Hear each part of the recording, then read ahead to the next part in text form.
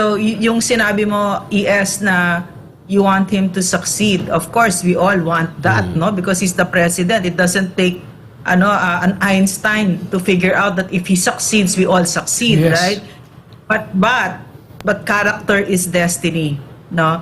To go back to what you and Sas and Eric and I were talking about, yung pag flip-flop niya sa foreign policy, no? Ang maugong na rason dito, no? Kasi marami kaming resibo sa kanya na video na he outrightly says, no, na pag bumahing ang China at US, mawawala sa mapa ang Pilipinas. So alam niya na dinadala niya tayo sa kamatayan.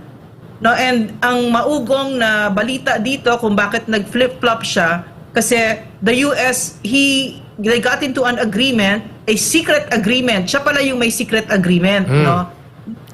Kaya to agree to whatever the US wants, in exchange for the US unfreezing the accounts of the Marcos stolen wealth, money that they stole from the Filipino people. And this, indeed, to me, is what the character of Bongbong Marcos is. He is a traitor to his own country. Ipagpapalit niya tayo dun sa 30 pieces of silver niya. So attorney, ito pala yun, yung galit na he's horrified. Sinasabi niya, he claims to be horrified by that secret agreement of PRRD that brought us peace and prosperity, not just in our country, but in the entire region. No?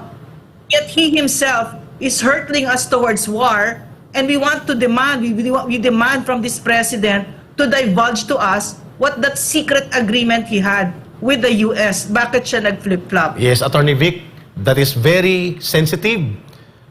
The amount of the properties na gusto nilang i-recover at siya ang estate administrator sa kanilang pamilya, si Pangulong Marcos Jr., now amounts to $1 billion. Tatlong malalaking building sa New York, mainland, one big mansion sa Long Island. Hindi pa yung kasama yung iba. At mga dollar accounts na naka-numbered. Yeah, Eric, Yes. Eric, may papasingit lang ako, ha? Yung $1 billion na pinagsasabi nila is salaksak sila where the sun don't shine. You know why? Yeah. Because for people like us, we don't care about money like they do. Mukhang kinakain lang nila yan.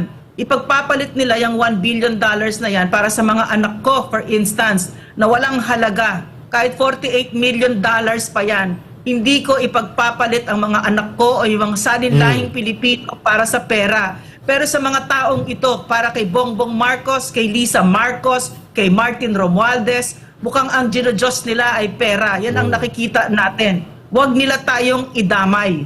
Attorney Vic, your reaction to this, na doon pala nakatali.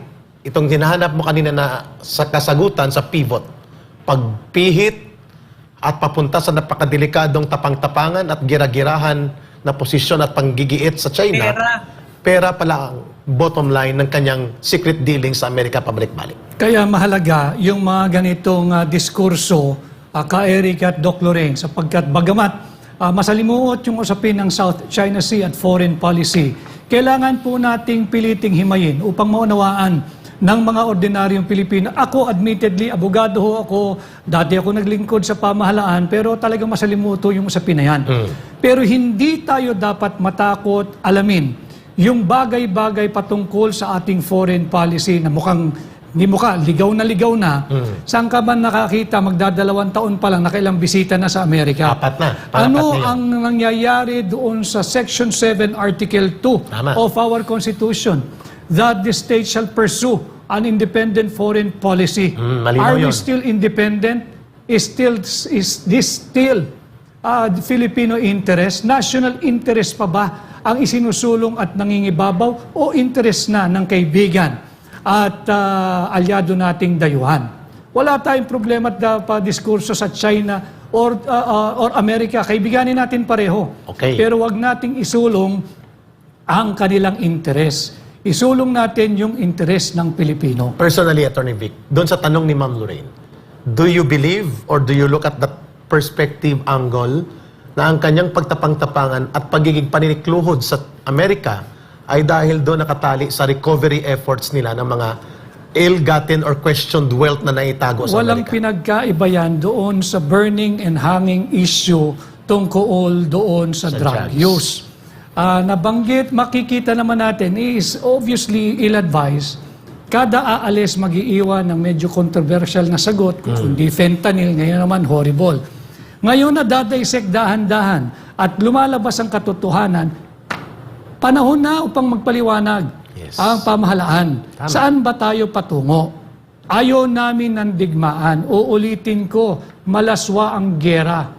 Sa English, war is obscene. Obscene. Walang mananalo at walang panalo rito, lalo na sa katiting na bansang kagaya natin kung makikipag-away tayo sa China. Mga kababayan, pagka nagkaroon ho ng gulo o digmaan with China, yung mga nagtatapang-tapangan, maniwala ho kayo, una silang kakaripa sa airport, aalis Exactly. at iiwanan tayong mga Pilipino. Exactly. Kaya ngayon pa lamang, wag ho kayong matakot. Let's elevate the level of discourse. Tanggalin natin yung hatred among Filipinos. This is not the time. Dapat tayong magbuklod-buklod sapagkat tila dinadala tayo sa bingit o peligro ng digmaan. Hindi po natin issue ito. Ang nagiging conflict noon ay ang issue ng China at Taiwan. At ito rin ho ang pinag-usapang malalim ni Pangulong Xi at Pangulong Biden ng US at China noong November of 2023 nung sila'y nag-usap. Hindi ho pinag-usapan ng Pilipinas doon. Wala po tayo sa pinag-usapan. And yet, when you look at the headlines now, it is as if we are on the 11th hour and any moment, war will erupt. Yes. And when that happens, we will not win. Attorney Vic, may isa kaming tanong na hindi pala nagpasin ni Ma'am Noreen sa dito sa Pilipinas nating mahal.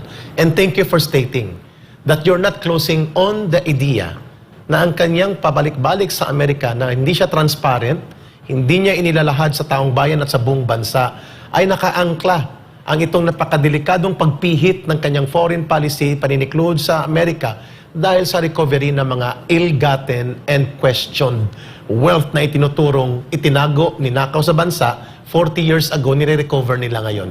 Thank you for not closing your perspective that can be tied up dito sa isang possibility of a sudden, dangerous pivot of Marcos Jr. in his foreign policy and dealings with China. You don't have to thank me, Eric. I'm doing my duty and I'm speaking as a Filipino.